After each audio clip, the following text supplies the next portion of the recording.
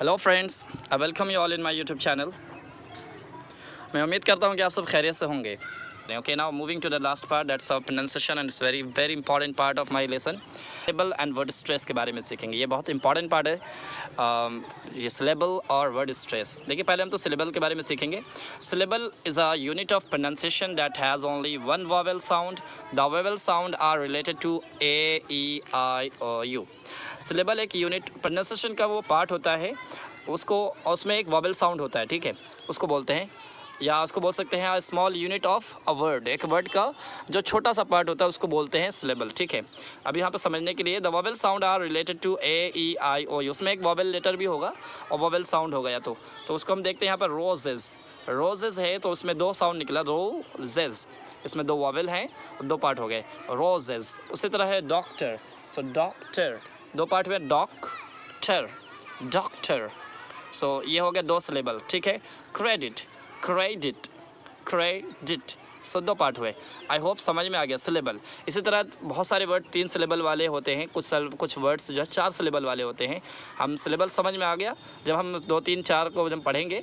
फ़िलहाल अभी हम दो सिलेबल वाले वर्ड्स को हम सीख रहे हैं कि हम कैसे बोलेंगे। देखिए, ये सब चीज़ें इसलिए सीखना है क्योंकि हमें सही इंग्लिश जब सीखना है तो उसको प्रोनाउंसिएशन पे ज़्यादा ध्यान देना है। और ये जो इंग्लिश लैंग्वेज है ना, ये दूसरे लैंग्वेज से बिल्कुल डिफरेंट है।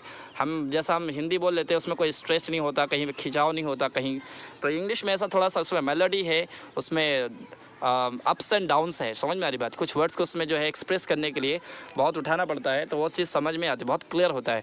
हम अगर इसको एक्सप्रेस नहीं करेंगे तो बहुत सारी चीज़ें हमारी अंडरस्टूड नहीं होंगी। बिल्कुल बच्चे वो हमारे जो है the native people can't understand my words, अगर उसको हमने सही से नहीं बताया तो, ठीक है। चलिए हम देखते हैं। All syllables are not of equal importance. हर सिलेबल इक्वल इंपॉर्टेंट नहीं होता। इसमें कोई सिलेबल जो होता है जो बहुत तेज़ बोलना पड़ता है, उसको लंबा करके बोलना पड़ता है और उसकी आवाज़ थोड़ी सी बढ़ा के बोलनी पड़ती है। जैसे फॉर एग्जाम्पल रोजेज, समझ में आ रही बात? रोजेज, रोजेज नहीं, roses. Doctor, doctor. Credit, credit. आप इसमें देख लें कि स्ट्रेच कहाँ हो रहा है, किस में खिंचाव ज़्यादा है, किस में फोर्स ज़्यादा पड़ रहा है। देखिए, एम्फेसाइज करना, स्ट्रेस के माने होता है एम्फेसाइज करना, जोर देकर कहना, ठीक है। सो अब इसमें हम देखेंगे कि एक वर्ड वाला, जैसे इसमें बताया कि एक वर्ड वाला जो एक सिलेबल वाला वर्ड जो है उसमें तो कोई चॉइस ही नहीं आपके पास, आप उसको नहीं खींच सकते। सिंपल है, जैसे वर्ड है, रेस्ट है, बैग है, तो सिंपल वर्ड्स होते हैं। एक सिलेबल वाले वर्ड के लिए कोई स्ट्रेसिंग रूल नहीं है। लेकिन हाँ, दो सिलेबल वाले, तीन सिलेबल वाले, चार सिलेबल वाले, उससे ज़्यादा के सिलेबल वाले होंगे तो उनके लिए कोई ख़ास रूल है, तो हम उसको डिस्कस करेंगे बाद में। फ़िलहाल अभी हम दो सिलेबल वाले वर्ड को हम टच करेंगे।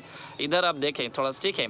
जैसे इसमें वाटर है, water, so water, water, water. अब टर, टर जो है ना, ये जल्दी बोलना पड़ेगा, वा को खींचना पड़ेगा, water, I need water, okay. Next one, purple, purple, समझ में आ रही बात? Purple. Rabbit, rabbit. Blossom, blossom. You repeat after me, okay. Blossom. Permits, permits, permits. Addict, addict, addict. आप देख लें कहाँ स्ट्रेस पड़ रहा है, ए पर पड़ रहा है। कंडक्ट, कंडक्ट, किसको आप जोर दे के कह रहे हैं? खन को जल्दी जोर से पढ़ रहे हैं और डक्ट को जल्दी पढ़ रहे हैं। इसी को बोलते हैं, पहले पे एक पे स्ट्रेस देना है, दूसरे को जल्दी पढ़ना है।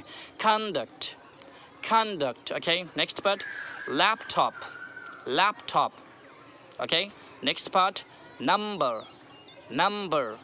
Next part, contest, contest. Next, insult, insult. Object, object, okay. Present, present. Next, progress, progress.